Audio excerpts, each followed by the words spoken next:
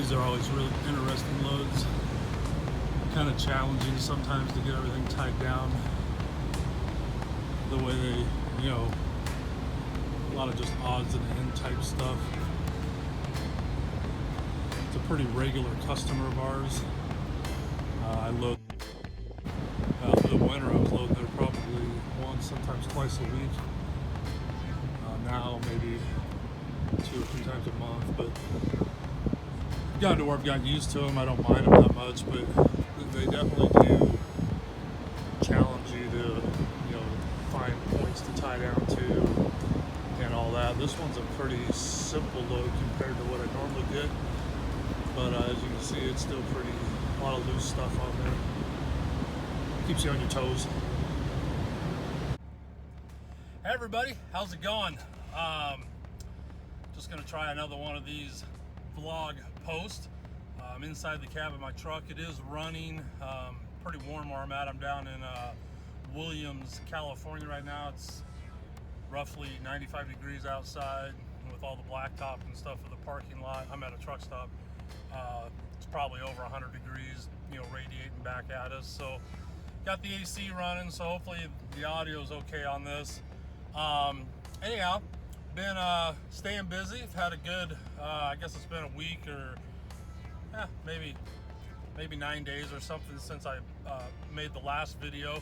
So on that one, I was headed to Bend, Oregon, and so I made my delivery. Then they ran me empty, deadhead is what we call it in the industry, which means no load. So I ran empty over to Coburg, Oregon, which is very near where my company's terminal is. And we have a pretty regular customer there that we load up quite a bit from. They make agriculture equipment, and the loads I usually get from there, they either go up to Eastern Washington or down into California.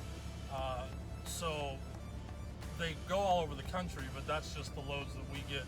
So anyhow, it was a California load. I don't remember the exact. They have 5 stops all around the Fresno area. Started in Chico and then worked my way south down 99 and ended up spending the night there. Then they got me load the next day out of Pleasanton, California, which was technically it's about 40 miles from Oakland, but it's not what I would consider the Bay Area.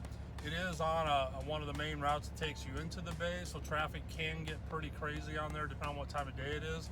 But to me, you're outside of what I would call the Bay Area. So not horrible, not as bad as actually going into the Bay. Like if you're going to Oakland or Newark or Hayward, any of those towns on the East Bay side, traffic over there can be horrible. So anyhow, I got loaded up there actually really quick, and that load went up to Washington State, about 25 miles north of Portland, and so that's the I-5 corridor, for those of you that aren't familiar with the geography of where I'm talking about and where I'm at. And I live right off of I-5. So on that load was pretty nice. I was able to stop at the house on my way up and visit with my partner Cindy. And I didn't have a lot of time, but spent about an hour at the house, and then was able to run on up and make my delivery in Woodland. That's where it went, which is just north of Portland, Oregon, but it's in Washington State. And then they reloaded me, brought me right back down to Coburg for that same customer with the agriculture stuff. That's the load I have now, and that's going down to south of Fresno. I have one stop that's right outside of Fresno, and then the rest are south of there. So it ends up I empty out, or I'll be all done down in a town called Buttonwillow, which is a little bit west of Bakersfield. Sorry, drew a blank there for a minute of the town. So a little bit west of there, between I-5 and Highway 99. Highway 99 is pretty much, for California, is the agriculture valley, I guess you want to call it, or a lot of agriculture on Highway 99 in California. There's a lot on I-5 also, but I think years ago, before they built I-5, 99 was one of the main routes, and that's where a lot of that stuff is. So that's where I spend a lot of my time. This company also, their agriculture equipment, they make sprayers and stuff for grapes. So we go to a lot of vineyards, And in the spring, I spent a lot of time out on the coast north of San Francisco in wine country up there in Sonoma, Napa, all the way up to Ukiah. That's about as far north as we go, pretty much as far north as trucks really go. They have an area up there that you're not allowed to run, but anyhow, that's another story.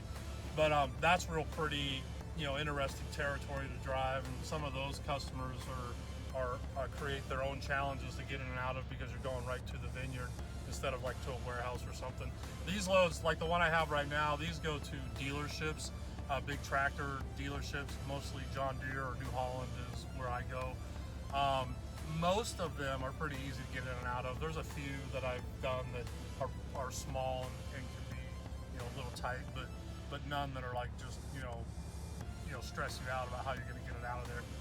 There's a couple that you can tell the city has grew up around them, so the dealership is fine once you get in there, but getting out can be a problem because the traffic on the road in front of it has gotten so busy compared to when they built the dealership.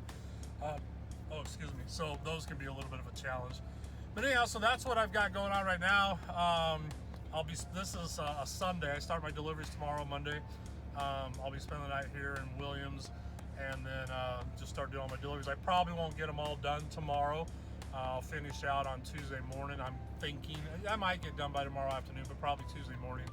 And then we'll do it all over again. I'll get a load, I'm sure, by Tuesday afternoon or latest Wednesday morning, and just head right back up into either Oregon or Washington, probably. So that's about all I got going on right now. I want to make some videos here in the future. Maybe I'll do one after I get empty here, kind of showing the trailer. As far as what I'm pulling right now is what they call a Stepdeck, and so I'll try and do some stuff explaining what the differences in trailers are, at least the ones that I pull.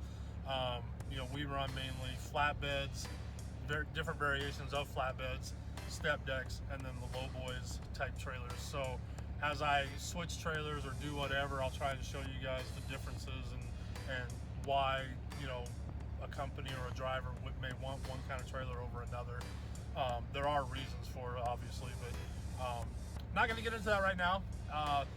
Anyhow, thanks for watching. I really appreciate the comments on the last video from all of you that saw this and saw that I'm trying to get back into making videos every day, or not every day, excuse me, every week is what I'm shooting for right now.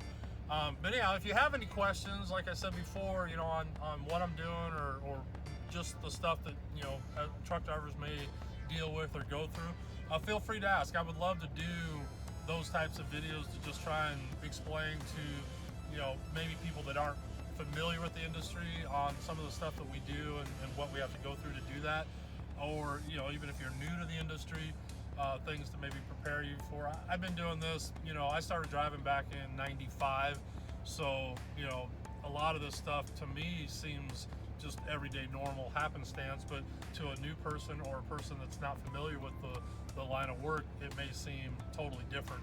So I kind of gloss over stuff sometimes because to me it's not that big of a deal, and then I have to the sun is messing up my camera.